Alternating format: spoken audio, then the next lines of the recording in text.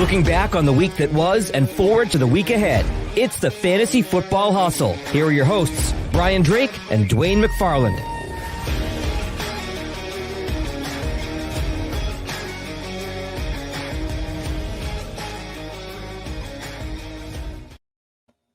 All across the fantasy universe, welcome one and all to the Fantasy Football Hustle, powered by Pro Football Focus. I am your host, Brian Drake, flying solo today. You can follow me on Twitter at Drake Fantasy, and be sure to check me out. I have a lot of fun every Sunday night, 7 to 9 Eastern, as I host PFF Postgame on SiriusXM Fantasy Sports Radio. All right, guys, we got 2 weeks left in the fantasy regular season, and there are a lot of question marks on our rosters. We got players with injuries who could leave us in a bind, and guys who are underperforming and testing our patience. So today I want to look around the league and hit on some situations that are going to impact us as we prepare to get some of those W's, secure that playoff spot. And by the way, if you woke up today and you looked at your phone and you saw that playoff spot, that little star next to your name, you were clinched. How good did that feel? I tell you, you were high stepping into work today, Deion Sanders style. Well, running back's always a hot button issue for fantasy players. And this week we're dealing with some major injuries. Travis Etienne left Sunday's game after just a few snaps with an injured foot. That's the same foot that cost him all of 2021. We all assumed the worst when Etienne left, but there was word on Monday that he could have returned to the ballgame if needed. He, of course, was replaced by Jermichael Hasty, who finished as PPR's running back 6 on the week. Thanks for nothing. It was a 20-point week that so many of us Etienne owners that we would have killed for. So now here's the situation. We think Etienne is fine and he'll play this weekend against the Lions in what could be a shootout. But we also have to secure this backfield and add Hasty as insurance. Now, Jermichael Hasty is only owned in less than 1% of ESPN leagues. And be mindful that former Ram Darrell Henderson is also on the roster and could see some snaps going forward. I'm only adding Henderson if I have a total spot to burn on my bench. In New York, the Jets, they must have listened to the Sirius show. They finally made the move away from Zach Wilson. And what do you know? The offense actually gained yards and scored points. Those things can actually happen, folks. You know, wait a minute. Mike White, the same Mike White that I picked up and started in the Scott Fish Bowl over an injured Justin Fields. That Mike White, 3 touchdown passes. He awoke every single New York fantasy asset, and they're primed for the stretch run. I'd absolutely be adding Mike White in Superflex leagues, or if you have a shaky starter. And as for the backfield, Michael Carter was lost with an ankle sprain, and we aren't sure the severity, but I'd put his week 13 status on the doubtful side. Now, the Jets made James Robinson a healthy inactive in favor of rookie Zonovan Bam Knight, who handled nearly 50% of the game's snaps by the end. Per PFF, Johnson also forced 9 missed tackles, which was third most in a single game by any rookie runner in 2022. He's clearly an ad, and I also think Ty Johnson is too. Johnson looks to handle the 3rd down and 2-minute rolls for the Jets. He also scored on Sunday, and I'd assume both backs would split time in Carter's absence. Landing either guy in waivers could yield you startable assets for the next week or two. Late last week, we read news of Raiders star Josh Jacobs battling a calf injury. We ran to the waiver wire and added the likes of Zamir White and Amir Abdullah. So, of course, Jacobs comes out and puts up overall RB1 performance. Unbelievable. Great effort by Josh. He handled 33 carries for a whopping 229 yards, also caught 6 balls for 74. It's incredible stuff. Now, word today from Tom Pelissero is that Jacobs won't practice all week as they try to manage this calf injury. If you still want to add somebody here, know that Amir Abdullah played 18% of the Raiders' snaps, and he would likely inherit most of the fantasy-relevant role. Heading to the fantasy playoffs, guys, you must have a backup plan for Josh Jacobs. This injury could flare up at any time and be a major pain for owners over the next few weeks. Whether it's Abdullah or somebody else, you got to cover your ass with Josh Jacobs here. What a great showing for Rachaad White as the Bucs lead back on Sunday. Now, without Leonard Fournette, the rookie handled 14 carries, also saw 10 targets en route to a top 10 PPR finish. There's a lot going on here. First of all, Fournette could return this week and cut White's role to limited snaps. The Bucs also lost stud offensive lineman Tristan Wirfs in the game, and that's going to have a major, major impact on all impacts of the offense. Now, I think we see more of Tampa getting the ball out of Brady's hands quickly, and if it's White in the passing game role, he's going to thrive. We just have to hope for him that he finds his way to fantasy glory on the ground, or we're kind of, up the creek, as they say. One nugget I heard from the various outlets I take in all week, Greg Cosell of NFL Films said on a podcast that he was told by somebody in the building that Tampa wants White to be the guy. Now, take that for what it's worth, but I trust when guys like Greg say something. Somehow, White is still available in over 35% of ESPN leagues. I don't want to spoil my hate the Drake fun for later in the show, but Dameon Pierce of the Texans is just straight up unstartable. If you're counting on Pierce as your RB2, I'd seriously consider looking elsewhere. Now, I'll dive deeper into his struggles in a moment. But as we talk waiver wire backs, I have to be upfront and say, if you're a Pierce owner, I'd be hitting the wire and the trade table hard to find somebody else to fill that role in your starting lineup for the stretch run and beyond. All right, in Kansas City, we finally saw Isaiah Pacheco get into the end zone on Sunday. Congratulations, my friend. He looked great as KC's lead man, carrying 22 times for 69 yards. But what sends up a major red flag for me is the team just signed former Bronco Melvin Gordon. Now, people can say, oh, Drake, he shot and he fumbles a ton. I get it, guys. But I also know Andy Reid loves veteran backs. Go look at his history of giving the ball to guys like Darrell Williams, Correll Buckhalter, and Spencer Ware. Now, I dare say Gordon's more talented than all three of those guys. And now it gives me great pause with Pacheco and Jerick McKinnon, because I know we could see Gordon start stealing some work for either back. As for adding Gordon, it's not really a priority by any means, but if you got a roster spot to burn, I can see him as a totally lottery ticket for the playoffs. I don't want to spend a ton of time on DeAndre Swift of the Lions. It probably ruined your Thanksgiving meal. If you can trade him by the deadline, by all means do it. What will you get back? I mean, well, that's up to you and your selling skills. Swift simply isn't involved enough in Detroit to warrant starting him anymore in fantasy. Since his return in Week 8, he's seen more than 5 carries just once. You can't make a living on 7 or 8 touches a week.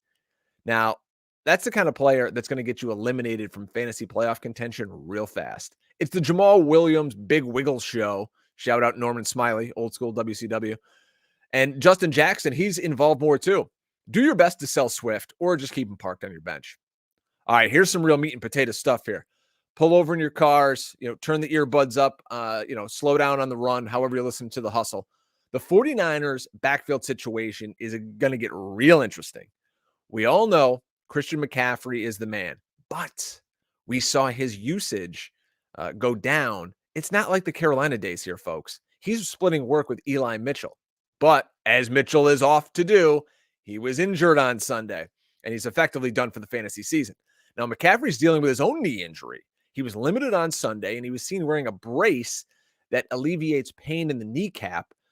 More on that with my pal Jesse Morse. Follow him on Twitter at Dr. Jesse Morse. Word is CMC will play through this, but I'm heading to the waiver wire. I'm adding Tyrion Davis-Price. He was drafted exactly for this role. He can bang between the tackles and take the pounding off McCaffrey and that bulky knee. Now, remember this nice little stat from our pal John Daigle, that in week 2, when both Tyrion Davis-Price and Jordan Mason, that is, were healthy, it was Tyrion Davis-Price out-touching Mason 14-0. I'm leaving Jordan Mason on the waiver wire as he's only really active for a special teams role. Tevin Coleman, he's also lingering like a bad fart. You want a piece of this backfield, be proactive, go scoop up TDP, and watch for news all week on the San Francisco backfield. During the Monday Nighter, we unfortunately saw Steelers running back Najee Harris exit with what they called an abdomen injury. And as someone who hasn't done a sit-up since college, I assume that's quite painful. So if Harris misses time, who do we add? Well, Jaylen Warren had been the backup and had that role locked down until a hamstring injury a few weeks ago. Benny Snell and Anthony, don't call him Dwain McFarland, split snaps in Najee's absence. Now, I have Warren stashed on a few teams, but coming back from a hamstring injury is never easy. Now, this could be something he tweaks in a game and then he's back out. So if I had to add somebody besides Warren, it's going to be Snell. He ran 11 routes and scored a touchdown. He could, kind of be serviceable, I guess, in this horrific offense. Again, like San Francisco, we're monitoring this Pittsburgh situation as the week goes on. Make sure that Warren and Snell are not sitting on waiver wires for someone else in your league to add. A couple other quick hits. I'm intrigued by Colts tight end Jelani Woods. I don't want to ignore anybody who sees 9 targets and catches 8 balls for nearly 100 yards. The Colts are a dumpster fire, though. Matty Ice doesn't want to or simply can't throw the ball deep down the field. And Woods can control the middle of the field and kind of become that safety blanket for Ryan. He's absolutely available in all of your leagues and might be a one-hit wonder, but with his athleticism, maybe they give him some more run as we're in evaluation mode right now for the Colts over Kyle Granson, who didn't play, and Mo Alley-Cox. At quarterback, we're going to see the return of Deshaun Watson. If he's out there and you need a quarterback, go ahead and snag him. He's got very capable weapons here in Cleveland. Honestly, you could say it's the most complete group of toys he's ever had in his career, if you include the running backs. I also like Mike White, as I said earlier, is somebody to throw multiple touchdowns weekly. The Jets running game is down to their 3rd and 4th string options at running back. White's going to throw the football here, folks. I added Mike Boone in a few leagues this week. He's coming off IR, should walk right into a committee role with Latavius Murray in Denver. Now, this Denver offense is a disaster. How much can we expect from a second back on a squad that can't sustain drives or put up any points? Your guess is as good as mine. But hey, it's the playoffs. We're looking for anybody with a pulse at running back. My hope here is Boone takes some passing down work, gets you 10 points in the PPR. Who knows? Latavius Murray is 100 years old. He could get hurt too. Kyron Williams, desperation play, only because he's on the field. He played 70% of the snaps, but this Rams line is atrocious. The quarterback's a joke. If Stafford were to return, I like his chances to catch some balls, but until then, he's really not that appealing. I'd only start him if you have absolutely no other options. Wide receiver, some names to target here down the stretch. Zay Jones, what a game he put together for the Jags this weekend. Side note, Jags mascot should forever wear the yellow bodysuit and American flag Speedo. Best thing I saw all weekend. Elsewhere, Mac Hollins and Elijah Moore are names to know on the waiver wire. Every single week, though, Jones, he's a monster. He's a monster for the Jags. He's, in and out as the first option with Christian Kirk. Mac Hollins has shown really well in games without Hunter Renfrow and Darren Waller. Hollins is averaging over 7 targets a week in games that Renfrow has missed. That's fantastic. Elijah Moore, super talented kid, finally playing with a quarterback who can complete a pass. He's an enticing wide receiver 3, or at least like flex play bench option for the playoffs. A few defenses I think you should be looking at for the stretch run. How about Seattle? They get the Rams and Panthers in the next 2 weeks. And looking ahead to the fantasy playoffs, the LA Chargers in the semifinals, they're going to play the Colts, and then they get the Rams in the finale. Holy smokes. That's got you hoisting trophies and cashing checks if I've ever seen a defense. Holy cow.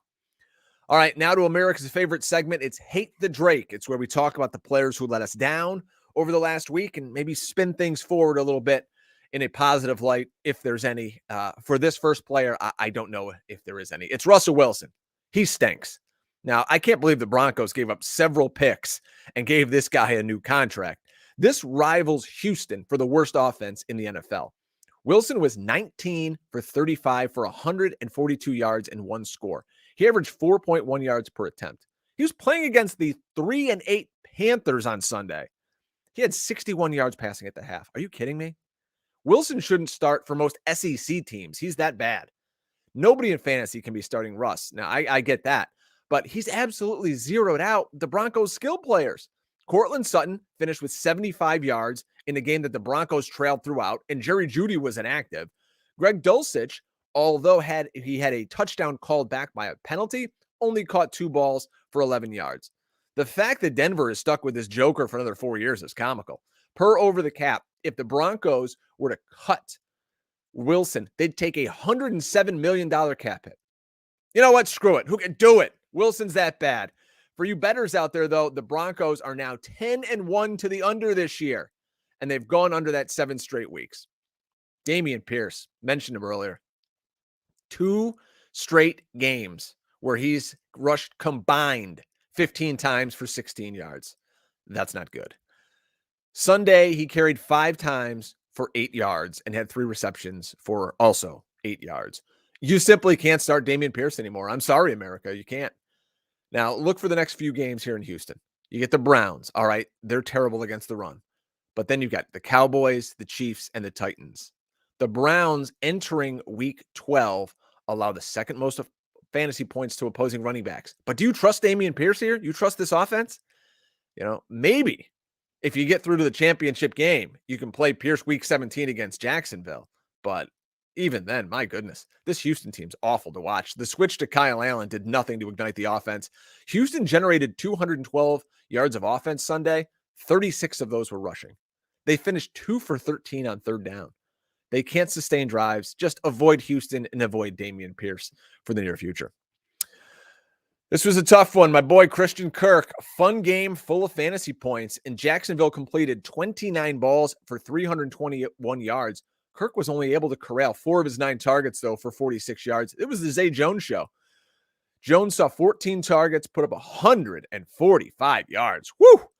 Kirk was blanketed by Marlon Humphrey all day, and it's just disappointing for Kirk owners who thought with Travis Etienne going down, maybe it's going to open up a few more things for the slot wide receiver. It was not to be. The 9 targets, though, were the second most on the team. We'll hope for better days for Kirk. Hopefully, he can get back to those back-to-back monster performances we saw in weeks 10 and 11. Guess what? It's coming back, folks. The Jags are at Detroit. This is a fantasy bonanza in week 13. About Logan Thomas, the Commanders' tight end, was fool's gold Sunday after week 11's 5 for 65 showing. Sunday, he caught 1 ball for 7 yards. Brutal. If you stream Thomas, no doubt you'll be spiking your phone hard to drop him this week. Kenyon Drake makes the Hate the Drake list. Maybe it's named after him. I don't know. Probably, though, you're putting Drake in your lineup as a spot starter. You thought, okay, this Ravens team, they're going to run the football, just easing Gus Edwards back in. Well, so much for that. Gus Edwards ran 16 times and scored. Drake only toted the rock twice for 2 yards. He played 24% of the Ravens snaps. And at this point, he cannot be trusted again while Gus Edwards is healthy. I wouldn't be mad if you cut Drake either for better options. Cole Kmet, talked for weeks here that touchdown streak Kmet was on was unsustainable. Sunday, Kmet had absolutely no chance without Justin Fields. Trevor Siemian did target Kmet the most of any Bear, but when your quarterback is USFL backup quality, what can you do? 3 for 27 Sunday is just a killer. I know tight end's a wasteland, but if Fields doesn't play, you simply can't run Kmet out there anymore. I don't even care that Darnell Mooney's done for the year. If it's Trevor Siemian, if it's Nathan Peterman, if it's Peterman from Seinfeld, you can't start any of these guys. Down day for Mike Evans. I know a lot of you guys were plugging him into your lineups, hoping for big things. Congrats to Big Mike. Went over 10,000 yards on his career Sunday. Needed 28 yards to hit that number. Finished with 31. 9 targets are great. We love that. But turning those into 2 catches makes us want to rip our hair out. The Bucs lost in overtime to Cleveland, and this roller coaster season for the Bucs continues. Sunday was all about Chris Godwin. He caught 12 balls for 110 yards and a touchdown. Mike Evans will try to rebound next week against the Saints. Let's try not to get kicked out of this one, Mike, huh? Do us a favor. Antonio Gibson, just when we thought we were cooking with some gas, the Commanders flipped things up. Brian Robinson carried 18 times, also saw 3 targets on 50% of the Commanders snaps. Gibson, who is the passing down back for most of the last month, only played 40% of the team snaps, caught 3 balls himself. Gibson ran for 32 yards, but if he doesn't score, he's just going to crush you, folks. Also, do yourself a favor. Look up the embarrassing memorial that Washington unveiled for Sean Taylor. I've never seen anything so pathetic. Daniel Snyder is a permanent member of the Hate the Drake list. Chuba Hubbard, the Panthers. Now, when somebody gets 17 carries, usually you're kind of like, all right, I'm feeling good about that. 65 yards, but he didn't even see a target on the day. Ended with 6.5 points in PPR. This is a team that wants to run Deonta Foreman as the lead dog. And now we got Sammy Darnold stop, drop, and rolling into the end zone. Darnold's getting a little work, but he's nothing more than a desperation play. Tyler Higbee. Oh, boy. This Rams team is a mess. First, Cooper Kupp goes down. then Matty Stafford. Now it's Aaron Donald. It's over for the Rams. It's done. They're going to be trotting out extras from Hollywood movies by week 18. Avoid this team like the plague. Now, Higbee was somebody I had high hopes for in week 12. I started him in a lineup or two, but he dashed those dreams with a 0. He was called to stay in and block a ton, and per our pal Dwain McFarland, he only saw 34% roster participation, which is a stark contrast to just a week ago when he was out there for 89% of the Rams' routes. Just steer clear of this team for the rest of the season, folks. Tyler Boyd. Here's someone he's getting real hard to trust. Posted back-to-back 2-reception weeks. And now Jamar Chase could be returning on Sunday. Boyd's performances are mind-blowing because considering how often he's on the field and his position on the Bengals depth chart, he should be putting up big points. Boyd now has 4 consecutive games under 50 yards. This coming weekend, the Bengals will tango with KC, so it could be a shootout. But do you trust Tyler Boyd with your season on the line? I'm not sure that I do. Folks, go over and download the Top Prop Fantasy app and go head-to-head in a prop game that simply asks you one question.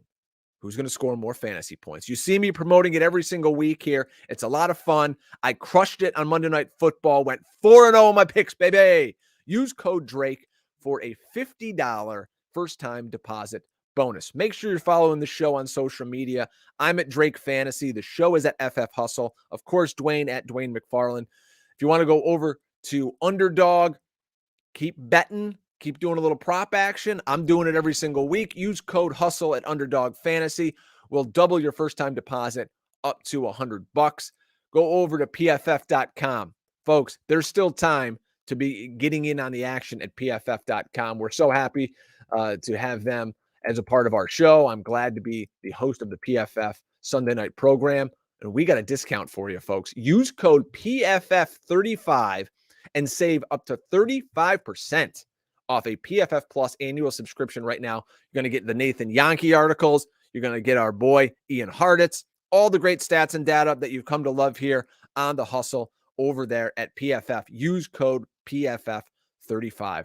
And if you want some Hustle swag, you need something for maybe the fantasy football fan in your life, you want your wife to get you something cool for Christmas, go to ViridianGlobal.com, search Fantasy Football Hustle, and find some Hustle gear. Trust me, it's awesome. I've got hats, I got shirts, I got hoodies. It's kick-ass.